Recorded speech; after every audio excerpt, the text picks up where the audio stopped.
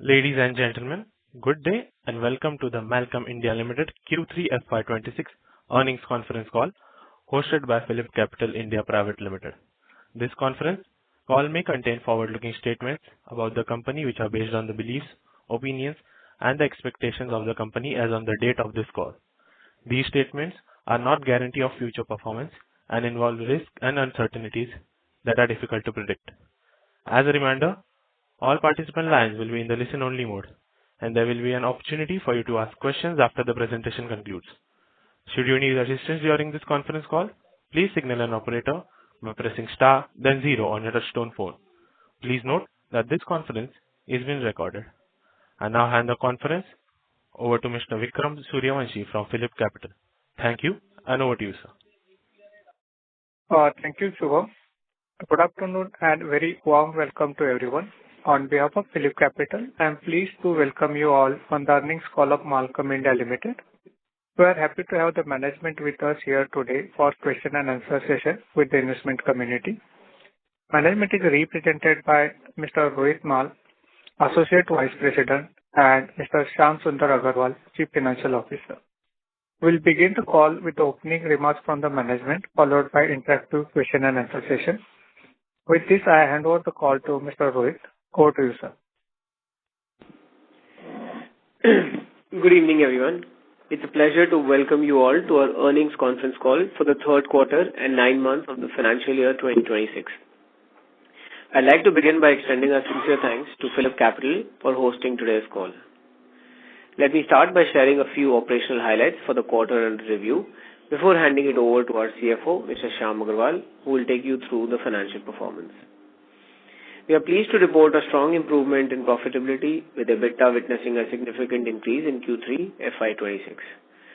This improvement was driven by better realizations across key product categories, movement towards value-added products, and continued cost optimization initiatives across manufacturing and operating expenses. As highlighted earlier, the company had undertaken substantial capital expenditure to strengthen its manufacturing footprint. Both our Sanand facility in Gujarat and the industrial shoe unit at Chandigarh, West Bengal, are now fully operational. While this phase of investment has resulted in higher depreciation and finance costs during the period, we believe these facilities will be key enablers of volume-led growth and revenue expansion in the coming years. With enhanced capacity and integrated manufacturing capabilities, we are well positioned to support rising domestic demand and scale our export presence. Over the 9-month period, our domestic sales have grown at a faster pace than exports compared to last year, reflecting our increased focus on the domestic market. We also witnessed an improvement in market share across all our branded market segments. This was supported by sustained participation in domestic and international trade fairs, which helped deepen customer engagement and expanded our reach across geographies. In addition, our annual dealers meet held in December saw strong enthusiasm and participation from stakeholders. Also, recent GST rate rationalization on select PPE categories has improved affordability at the customer level, which aided purchase decisions, particularly in price-sensitive segments and replacement-driven demand. Our focus on driving higher sales is centered on expanding business with existing customers through larger order size, higher value contract, and cross-selling across multiple categories. During the quarter, we further expanded our product portfolio with new launches in the safety shoes and helmet segment. These initiatives are aligned with our focus on innovation, customer centricity, and addressing evolving safety requirements across industries. Our targeted push in high growth and core sectors continues to support a volume expansion. With that, I'll now hand over to Mr. Shyam Agarwal, our CFO, who will walk us through the financial performance. Over to you. Thank you, Rohit. Good evening, everyone. I would like to provide an overview of the financial performance for the third quarter and 9 months of the financial year 2026. On a consolidated basis for the third quarter of financial year 2026, our operating revenue stood at INR 131 crores, reflecting a growth of 11.5% year-on-year. EBITDA for the quarter came at rupees 19 crores, a growth of 27% year-on-year, with EBITDA margin of 14.7%, an increase of 100 basis points on year-on-year. The net profit for the period was rupees 10 crores, a growth of 13% year-on-year with PAT margin of 7.8%. Over a 9-month period, our operating revenue stood at rupees 393 crores, delivering approximately 13% year-on-year increase. EBITDA for the period was rupees 47 crores, representing a 3% year-on-year growth, with EBITDA margin contracting by 109 basis points to 11.9%. PAT for the period stood at rupees 24 crores, resulting in PAT margin of 6%. Thank you. With this, we can now begin the question answer session. Thank you very much. We will now begin with the question and answer session. Anyone who wishes to ask a question may press star and 1 on the touchtone phone. If you wish to remove yourself from the question queue, you may press star and Q. Participants are requested to use handsets while asking a question. Ladies and gentlemen, we will wait for a moment while the question queue assembles. The first question comes from the line of Aditya from Securities Investment Management. Please go ahead. Yeah. Hi, sir. Thanks for the opportunity and congratulations on a good recovery in margins. So my first question is on exports. So our growth in exports has not been that great in the first 9 months. I know you have mentioned Europe is a little slow, but if you look at our size, we are a minuscule player compared to the size of European markets. So even if the markets are slow, shouldn't we be able to still grow considering our size, the new capacities we have added, and the China Plus One opportunity, which we used to talk about earlier? Yeah. So with regards to European markets, see, when the market situation is such where people are just wanting to spend on the mandatory requirements and they are, looking to minimize spends, they're not looking to put a lot of effort on, vendor development and changes because it's a cost for a lot of the categories. For some categories, yeah, definitely. So yeah, it's difficult to, convince, people to, let's say, make a visit to us and, get into product development and things like that when the economy is not doing well. That's number one. And number two, yeah, we are, small as compared to the market. However, the competition is still there.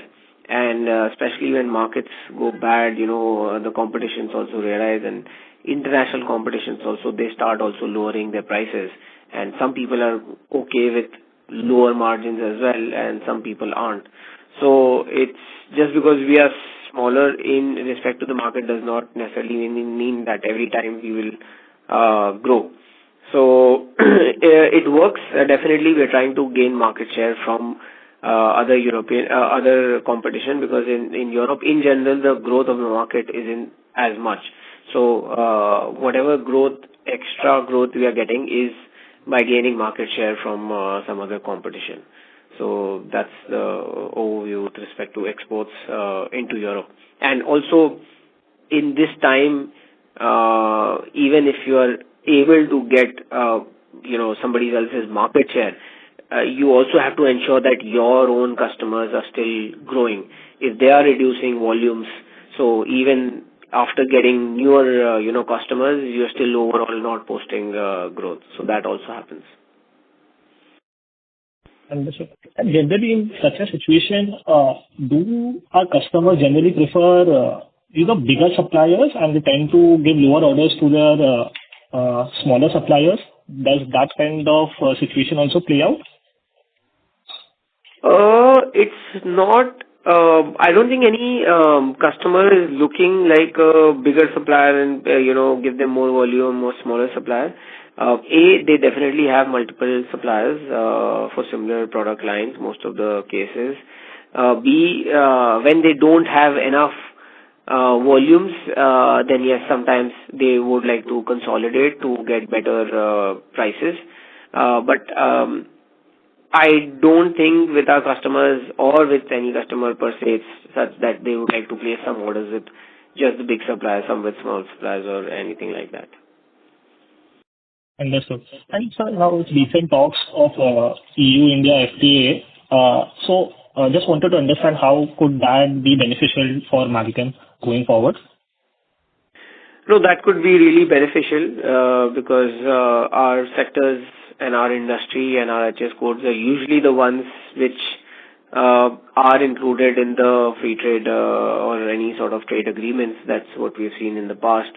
So we expect good results coming from it, and it to open big markets, and at least for us have a level playing market from as compared to Pakistan, Bangladesh, and other countries who sometimes enjoy duty free export to European Union. So I think that definitely will help us and to increase volumes from Europe. And sir, just to understand, what is the current duty which we are facing for our products versus the duty which other players like from Pakistan and other Southeast Asian countries would be facing? So it depends. Something like leather gloves, it can be anywhere between 7 to 9%, but Pakistan can be zero because of their status. For garments, it can be around 12-15%, and Bangladesh enjoys duty free. So it depends on from HS code to HS code, and it depends on country to country. Some countries do enjoy duty free. We do not enjoy for any of our product codes duty free into Europe.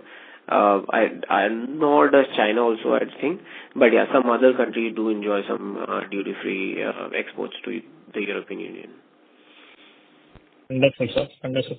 And now, sir, if I look at other export markets also for the first 9 months, so aside from South America, other markets are more or less flattish.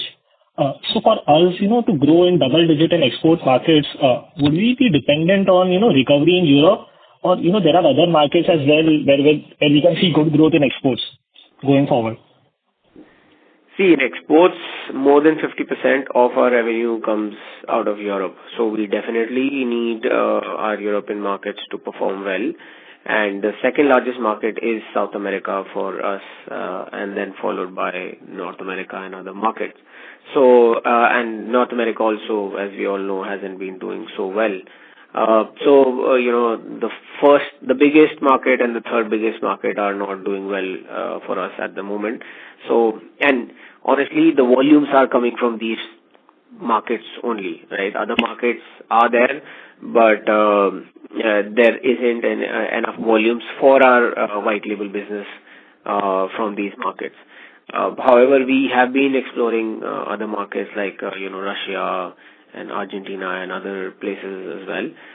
But it's a start, and the volumes are still very small. Understood, sir. Understood. And also coming to domestic markets, now, so we have seen very strong growth this quarter.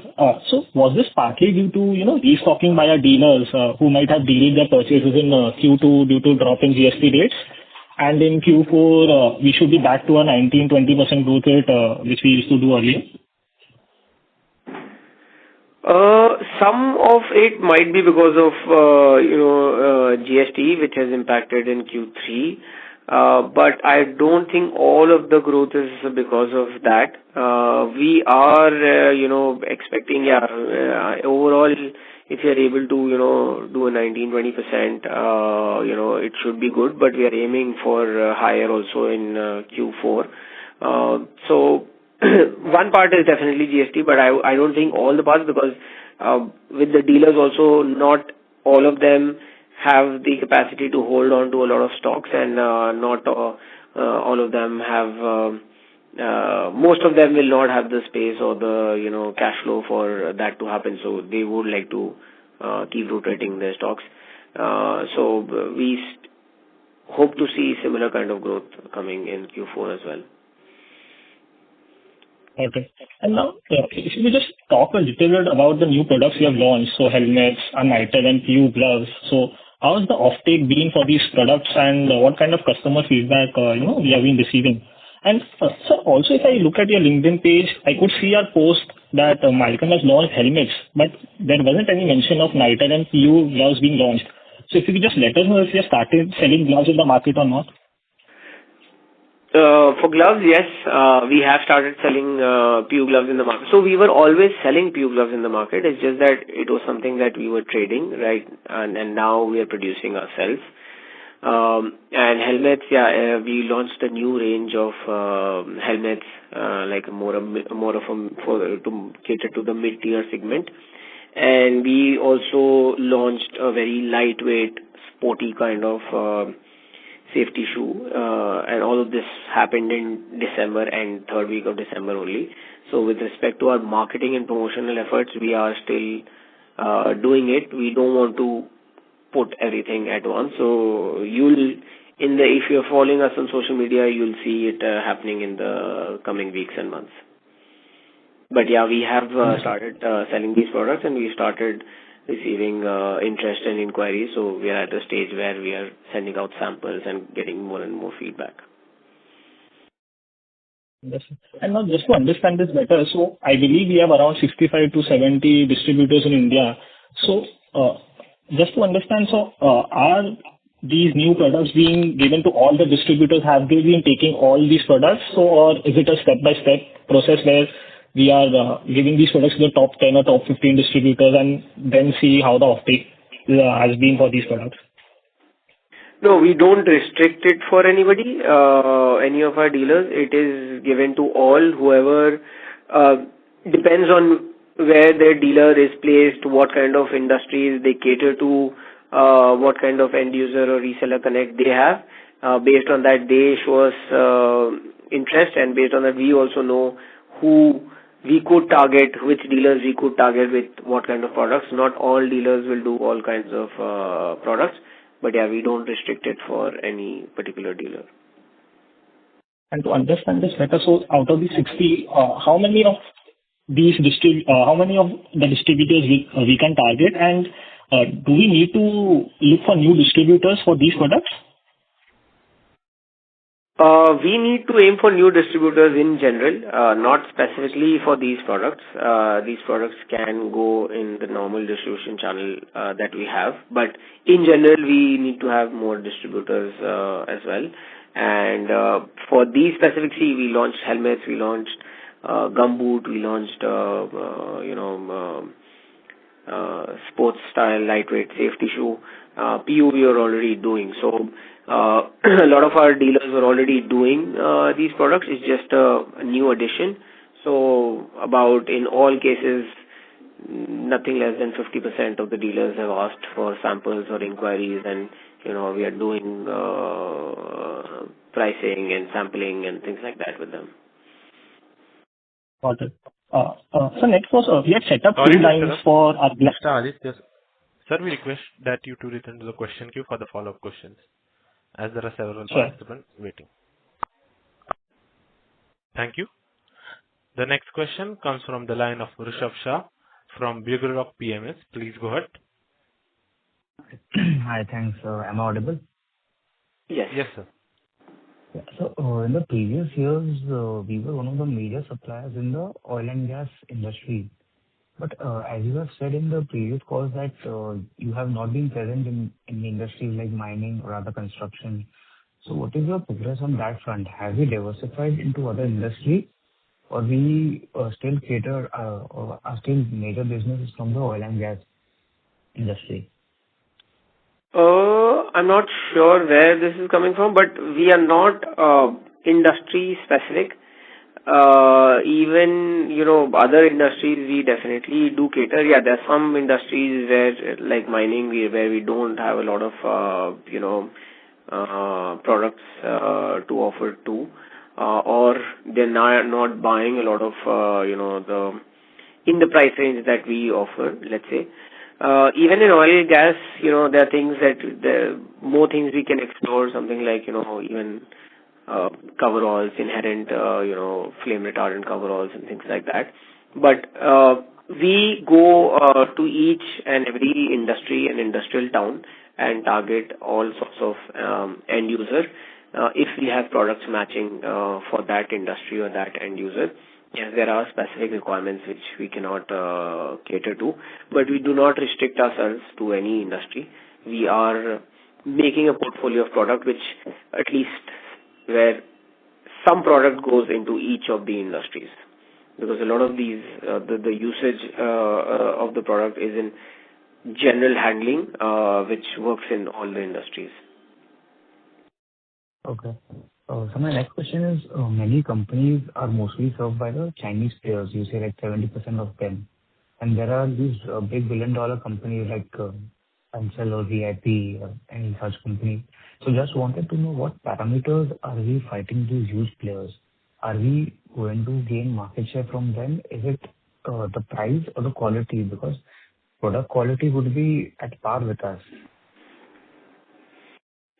Yeah. So a lot of these big players, they would sell only under their brand name across the world, whereas we are happy to be a white label manufacturer for a lot of our customers who want to build their brands and compete with these brands also in their markets.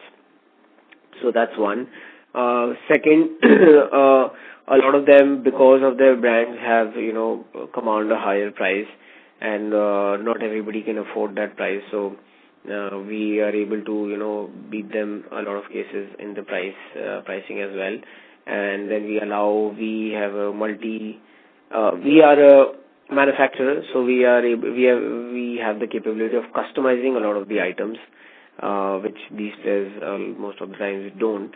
And then we are able to cater to smaller firms and smaller customers as well, because we give them the opportunity to consolidate container with different items that we produce. So these are some of the benefits based on which we can win the contract. And a lot of times it's a question of relation also. We are able to maintain good relations because we are into servicing the customers ourselves, where we are talking to the promoters or owners or key decision makers within our customers, and they are doing the same with us. So the decision taking process, how fast we can move, how nimble we are, that also helps, which may not be the case with larger organizations. Just a follow-up on this one. As you say, you are happy in the white label segment also. So, sir, what has been our mix of branded versus private label? Because as I recall, in 2020, like 2 years back, we were trying to build more on the branded sales, making higher percentage of our revenue. So how have we progressed on those lines? So I would say the progress has been good. I think even from the beginning of this year to now, the progress has been good as well. We are almost closing on 50-50 ratio. 2 years ago we would have been something like a 65-35 ratio, if I'm not wrong. So the growth in branded has definitely been higher, and as expected, than the growth in our white label business. Okay. Sir, just to understand on the total market side, out of the total market of PP, India's share is only 6-7%, and our share in that was less than about 2%, if I remember correctly. So my question is whether the increase in various product categories, like we've introduced boots and helmets, and also helmet is a completely new category. Have we increased our share in the whole basket? Because in the PPT also you've mentioned that you've increased market share across both branded and local market segments. We just wanted to know, in the whole segment, we were less than 2%. So have we increased our share in the whole India PP market? I would assume so, because we don't get a lot of this data to study. So I would assume that we are growing at a faster rate than the growth of the industry, because I don't think the industry in India is growing at the percent of growth that we are posting. So that would ideally mean us gaining market share from others as well. So yeah, I would assume that we have improved on our market share in the Indian market. So my next question is, let's say, since the certification is one of the major differentiation between, let's say, Mallcom and other unorganized players. So my question is, how difficult is it to get a certification for an unorganized player, and especially which category would it be more difficult, or is it across all the categories? See, for the domestic market, if you really want to get a certification and be a BIS, certified player, so in a lot of the categories, the requirement is to have a lab, and that is the first impediment for people to have, having a lab where they can test the product, and then continuously submit details to the BIS authorities that you are selling these BIS certified products. But in each category, once you have the lab, it's a lot of the categories don't have a BIS certification, so those categories are very easy for somebody to enter. But with which in the categories that you have, once you have the lab, the entry level is, I would say, easy to pass, because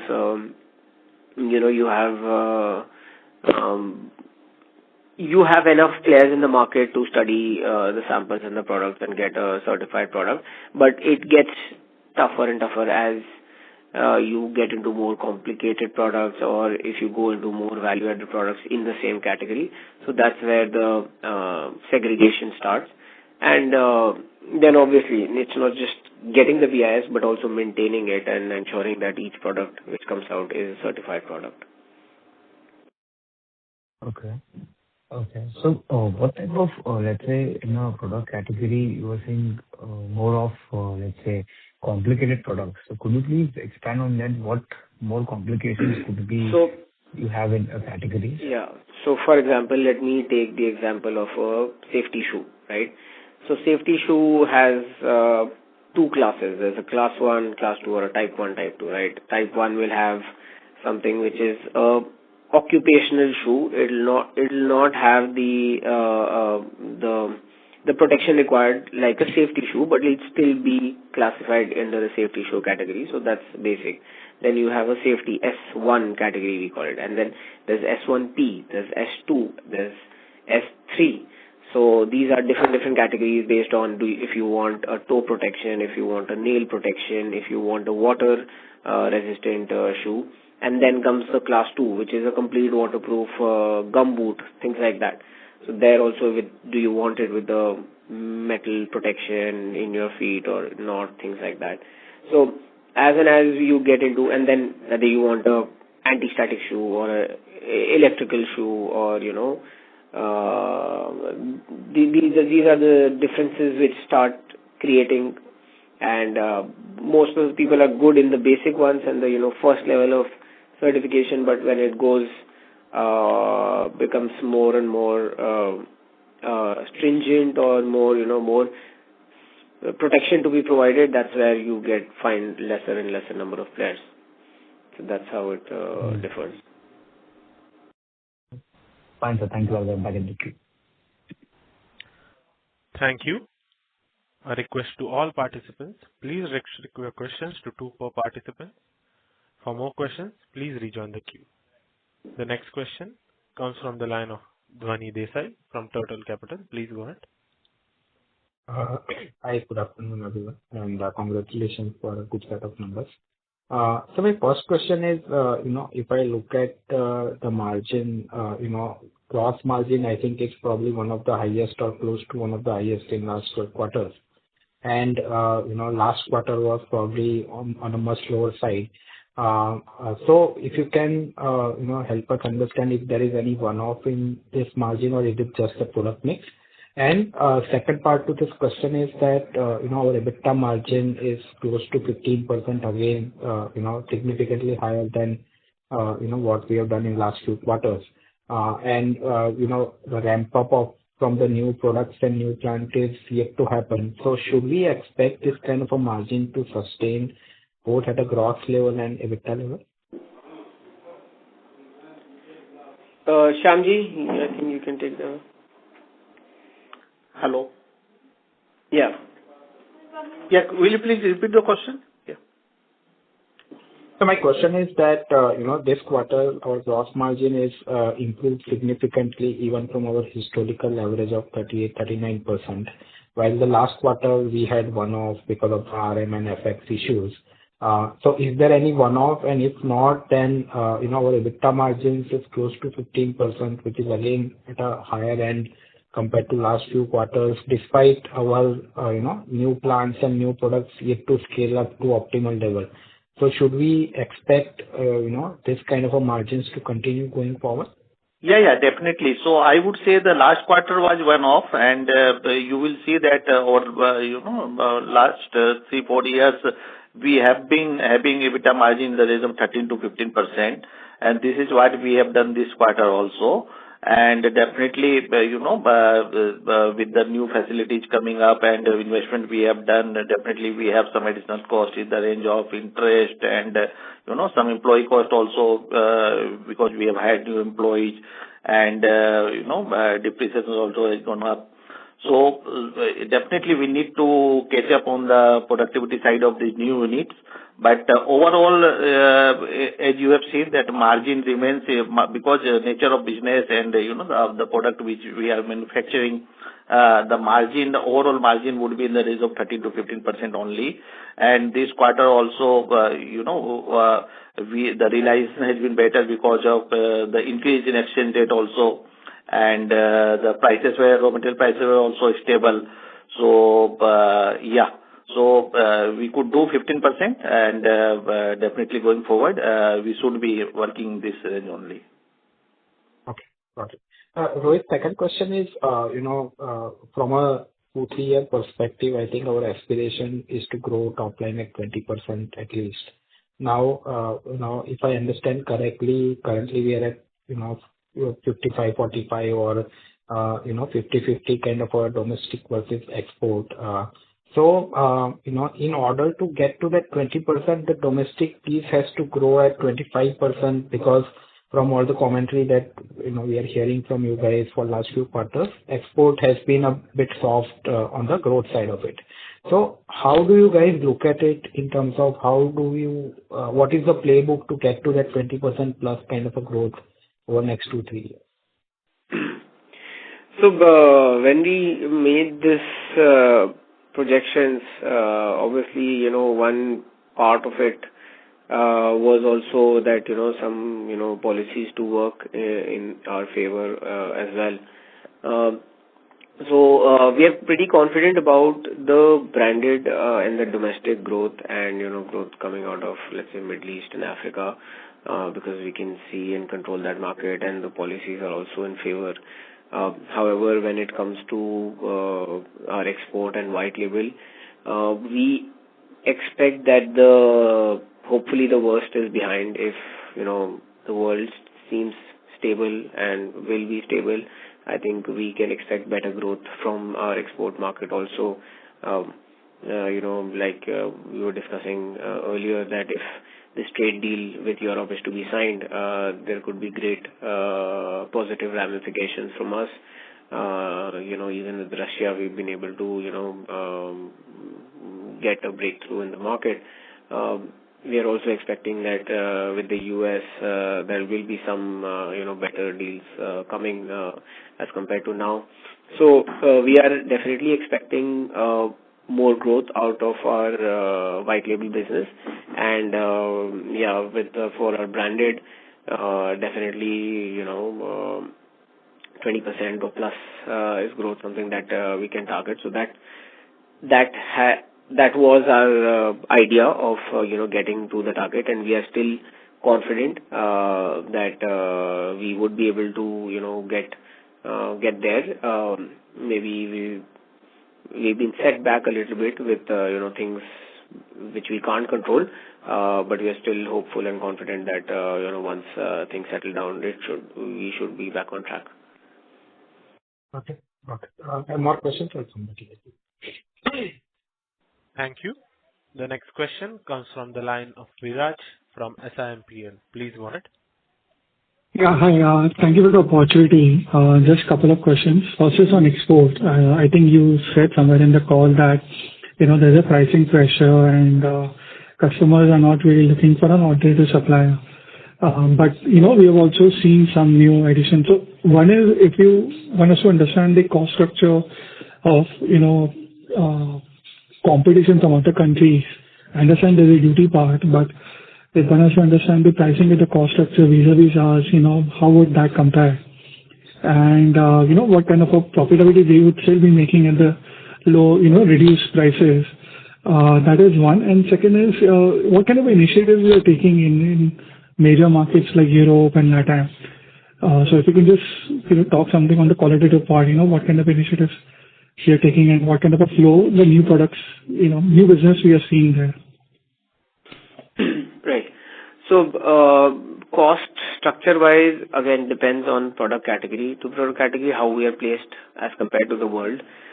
Something like leather, yes, we are placed very well as compared to, other players. The competition comes largely from Pakistan. When we talk about textile, so one is the technical textile, one is the regular cottons, polycottons. So again, cottons, polycottons, something that we compete mostly with Pakistan or the Southeast Asian country. But when it comes to technical textile, that's largely against China that we compete against. So I would say the pricing is okay. Sometimes we are, cheap and sometimes expensive. When it comes to polymers and synthetics, there's not a lot of ecosystem in India, so we're trying to build that. And a lot of times we are expensive, but in polymers, I think that's something that we can also do as comparable to any leading player in the world. This is all obviously leaving aside the duty part. So we price-wise, yes, we have a right to win in some of the markets, and the efforts that we are taking is see all these markets. It mostly works on relationship building, trust building, showing your product development capability, showing your capacities. So we continuously participate in trade fairs or we make visits to potential customers and regular customers. We showcase them all our new launches. We invite them to visit our facilities. We keep our facilities compliant with the latest audit, standards and regulations. So these are some of the efforts that we keep taking and doing on a continuous basis to, just keep knocking and showing them that we are around, what we are doing, any developments that can, be interesting for them. These are the kind of marketing activities that we undertake for these markets. And in terms of value-added products, what will be their share of revenue now? How's the traction happening? Product-wise differs. So in footwear, we've started doing, value-added work. We've invested in newer machineries, newer setup, in newer materials to do more value-added work, and it's been going on good. We were doing hardly 5-7%, or maybe not even that, and now we've increased to at least, I would say, 15-20%. Workwear also, that's an area where we are developing a lot of our vendors and doing a lot of back-end integration to ensure we move more towards technical textiles. Same is the case with our synthetic gloves as well. The move has been from very, very commoditized items to more value-added items. And leather gloves still largely is non-value-added, but yeah, there also we are increasing our share of value-added products, which is giving us better margins as well. Okay. Last question was on the utilization. This last question. Can you just give some color on the capacity utilization? Yeah. So in case of, regular products, we are almost operating at 80-90%, but definitely for the newer units like the safety shoe unit, which we have set up in West Bengal, as of now, we are doing almost in the range of 40-50% only, and we target that by March it should be working again in the range of 80-90%. and same for Sanand also. So they are maybe again in the range of 40-50% as of now. So definitely we are adding up machineries also, and the existing capacity utilization should be improving in this quarter. Thank you and good luck. Thank you. The next question comes from the line of Krishna Satiga from Smart Sync Services. Please go ahead. Am I audible, sir? Yes, sir. Okay. Thank you for the opportunity. Sir, focusing on some numbers, the finance costs have increased significantly year-on-year basis. And I guess it's mostly for the working capital basis. Is that right? Yeah. It is completely for working capital funding only, right? So, but it has... Yes. Yeah. So, as you see, it has gone up because of two reasons. As you know that the capex which we have done over last 2-3 years is solely funded by us. And second thing is that, the cost of funding has also, gone up because of government removing subvention which they were providing earlier for exports and to MSME. And but after a long gap, almost 1 year, they have again introduced this, but with some cap.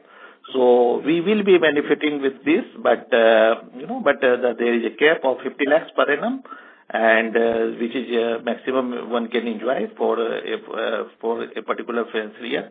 Otherwise, it is the level of borrowing remains the same as last year and this year, and it is solely for working capital funding, right? Okay, sir. So, for the working capital, are we planning anything to optimize that cost? No, how is that possible? See, if you are borrowing, then there has to be minimum cost. So, as it is, we are into priority sector lending, and the cost is at the lower side. So we are paying in the range of 6.5% on working capital funding. And then definitely there can be subvention available. So that depends upon the government. When it is provided, then you will have lower cost, and the ultimate thing would be that you don't borrow. But this can happen in due course, but not now. So whatever cash we had generated, we have invested we have invested into our new facility, and definitely going forward, the borrowing should come down further. Okay, thank you, sir. Sir, next question, I have just 2 more questions. I just wanted to know the data days, they have increased or decreased for the cash flow transactions? Yes, see, it depends. See, most of the debtors days are, related to our export business. So in India, we are, branded sales, we are hardly giving any credit. And few of the customers, definitely the bigger customers get some small amount of credit, but the majorly it is, for exports, and it depends in which market you are selling. So if you are selling to, the far markets like South America or America, then definitely the customer asks for the bigger credit because they would like to make the payment only once the goods reach to their destination. So, it can vary. So if it is Europe, then the credit can be up to 30 to 60 days, and even, against shipment. But in case of, like Latin American countries or America, you need to give them credit up to maybe 90 days also. So number of days, data days can vary depending on which market you are selling. Okay, sir. Thank you. And just last question. We see that the institutions have been cautious about the investments. So is management planning anything to attract the institution investments and liquidity? So this is what we are doing. We are concentrating on our performance and work. So that is there to see, and this is what we are discussing. So definitely we have already stated what would be our target, and at what level we would like to to operate, and how the things are going on. So everything is on public platform, and it is there to see.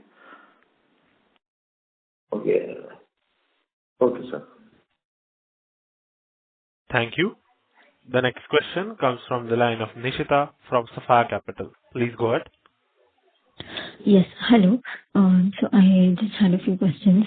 One is on the revenue growth. So, with the quarterly run rate, and with the Q4 growth rate that you've given of 20%, we don't see us reaching 20% growth year-on-year in FY26. So, like, can you give a color on where you see us ending on revenue front in FY26 as a whole? Yeah. So as Rohit mentioned, this was a challenging year. So definitely on export front, international market conditions and a lot of tariffs and a lot of, slowdown in Europe. So definitely export is something where we are struggling, and the market can be quite big, but not at the moment. So we grew almost by 8% this year till 9 months. Definitely the domestic market is better, and almost 20% we have grown. Overall, by March 26, we target that we should be growing at least in double-digit figures. Let us see how much we can reach. Okay. Understood. And also on PAT margin front, so, because of the new facility that we've had and the increase in depreciation and finance costs, where do we see the PAT margin stabilizing, and what will be the sustainable PAT margin? Is it going to be in the 7 to 8% range? Yeah. So ideally, it should be in the range of 8 to 9% PAT margin. But as we have already mentioned that we have just completed the major capex cycle for us, and definitely these facilities will take some time to start contributing revenue. So, and profit margin. So for the time being, definitely there is, a little bit of, I would say that additional cost coming within these few categories. But still, as I mentioned, that we would like to maintain the overall margin in the range of, EBITDA should be in the range of 13 to 15%. Okay. Understood. Thank you so much. Thank you.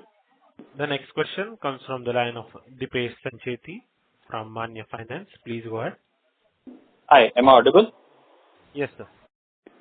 Yeah. Okay. So, this is regarding the previous question which was asked, that how the performance of Q3 has been vis-a-vis Q2 in terms of margins. With last quarter we had single-digit margins, and this quarter we are having amazing margins. Can you tell me and can you quantify what changes has happened? Because the CFO mentioned that there was a changes in depreciation and interest, and I can see that in the financials everything is almost the same. So what actually changed? Well, whether it was a product mix, and going forward, do we expect that to remain? Yeah. So we two fronts basically. We had better relations during this quarter, and definitely the prices, raw material prices has been stable, and so no additional cost there, and better realization because of in exports we could realize, even you see that the currency has been depreciating. So we could realize some additional money also. And we have some savings on account of manufacturing other expenses as well as other expenses, operating expenses, other expenses. So these all, basically contributed into increased the margin. Can you mention which raw materials were prices have reduced? Across the board, whatever raw material we are using, so prices have been on the softer side. We did not have to pay much on, higher prices there. Okay. And the product mix was the same, or there was any change in the product mix? So we sold more of safety shoes, and that is also one of our top margin products. So for the quarter we had more revenue from domestic market and more of safety shoe sales. Okay. So Rohit, how does the order book look like right now? Because we are going to have an expansion of Sanand as well as the other factory. Do you think the order book is enough for us to have a 20% year-on-year growth going forward in FY27 or FY28? See, in our case, usually the domestic market, the branded, it does not work like on an order book. It's mostly stock and sell, but yeah, there is definitely interest in the market, and we see growing interest with our product expansion as well. And for our white label business, usually the order book is we have projections with some of our customers, but largely the order book is 3 to 4 months in advance, and that is something that we are starting to see as well, and hopefully it can get better in the future. Our take is that the worst is we are in the worst, or worst is behind us, and it should get better. So if we are able to post this year with a double digit or a higher double digit number, I think we would have done a good job, and then the next year definitely should be better than this year. So can you quantify the order book right now, which you have, which is 4 months in advance? Can you quantify that? So for our export market, it will be anything, anything like 80-85 CR. 80-85 CR. And for the domestic market? Like I said, in domestic, we do not work on order book basis because it's mostly stock and sell model that we are doing. So there's no order book per se. If I can know how much of the exports which are done in this quarter? Sorry? How much was the export done in this quarter? It was around 65 CR. 65 CR. So in this 65 CR, the exchange rate as well as the realization was so high that we could go with these kind of margins, as you mentioned. Yeah, definitely. And we had, as we discussed, we had the major sources also. All the very best. Hope you export more and you get better realization. Thank you so much. Thank you. The next question comes from the line of Aditya from Securities Investment Management. Please go ahead. Yeah, thanks for the follow-up. So we had set up 2 lines for gloves. So if you just help us understand when can we see full utilization for these 2 lines, and we were supposed to order more lines. So what is the status on the same? So we are already running at with one of the line almost 50%, and the other line even higher, 60 to 70%. We are running, and the new lines have also been ordered, and we are expecting it to get delivered and installed by Q1 of next year. Understood. And is it correct that these 2 lines would give us around 50 crores of revenue? These 2 lines can give us, 50 crores of revenue. Understood. And how many more lines are we planning to order in total? See, if things go well, at least 6 to 7 lines. Got it. Understood. And now, sir, these 2 new capacities in Sanand and Ghatakpur, which we have commissioned, so at current utilization, are we breaking even on these new capacities, or we are still making losses? At Sanand right now? No. Yeah, Shyamji, please. Yeah, that is the target. Basically, this is what we have just started. Definitely, we are making money in the shoe facility in Kolkata. But at Sanand, we are trying to, not immediately, but we are trying to break even very soon. Understood. So if you could just reiterate, the revenue potential which Mallcom can do from now existing capex and the new capex in Sanand and Ghatakpur at full utilization. So in Sanand, we are targeting 100 crore revenue with existing plant and immediate plant capex.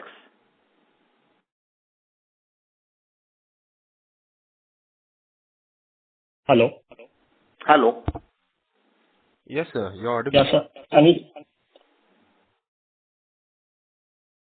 Hello. So what did you? Hello. Yes. Yeah. So at Sanand, how much did you mention, sir? So for Sanand, we are targeting 100 crore revenue with all the capacities which we have planned. So like as Rohit mentioned, 6 to 7 machines should be there, then we should be reaching this, target turnover. And also, mind you, in Sanand, it's like gloves is one, we are doing other products like helmets and other products as well. Yeah, so I understand. So I believe we were also looking for a phase 2. The 100 crores was from phase 1. Yes. Phase 1 only. Under the existing capacity only, we need to put up more machinery. As of now, we have 2 dipping lines only. We are targeting 6 lines, and then the turnover we are projecting is not only from these, synthetic gloves. There would be some other range of like helmet and some knitted gloves. So they are all together, we target 100 crore turnover at full capacity. Understood, sir. And sir, was there any impact of new labor code in our financials? No. We are almost compliant here. So nothing, and anything, small impact we will account for only in the fourth quarter. But hardly anything. We have reviewed and it is almost we are fully compliant there. Got it, sir. So thanks for answering my questions. Thank you. The next question comes from the line of Umesh Matkar from Sushil Financial Services. Please go ahead. Yes, sir. Thank you for the opportunity. We would like to understand you are looking into Middle East, LATAM countries. So just want to understand where are we in this terms, like in terms of penetration levels. Have we just begin where we are, and how much we would like to increase our presence in these areas? So as far as LATAM is concerned, we have been operating in that market for almost more than 10 years now. So we have a decent customer base in Chile, Peru, Colombia, and we have been also marketing in Argentinian market. However, when we talk about Middle East, that's something that we started putting efforts into in the last 3 to 4 years, let's say. And our belief is we touch the tip of the iceberg, and there's a lot to explore in those markets, specifically in UAE, Saudi, Qatar, Oman, Kuwait, etc. Right. So how has been the response in those regions? So are you seeing demand which is equal to the domestic market, or there is some competition in those areas from other regions as well? So there's definitely competition in all markets, even including Middle East or Latin American market, from everywhere in the world, China, India, and other Southeast Asian countries also, and some local manufacturers as well. But the market is in Middle East, the market is pretty big, especially because of their oil and gas and infrastructure construction projects.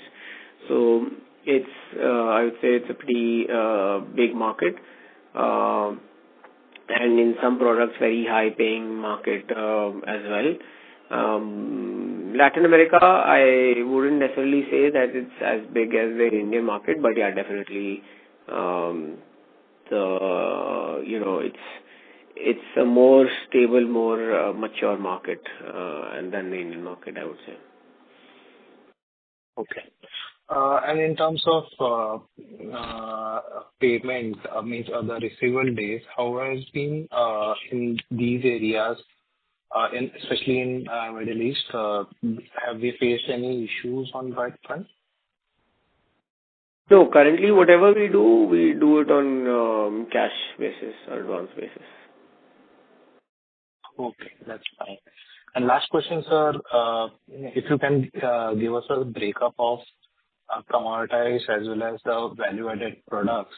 And going forward, as you mentioned, that the value-added products would increase, so the pricing would also go up from here on, I believe.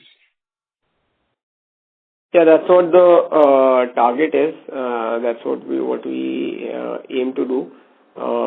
But depends on the market situation, depends on which market we want to enter, which is a new market, which is an established market.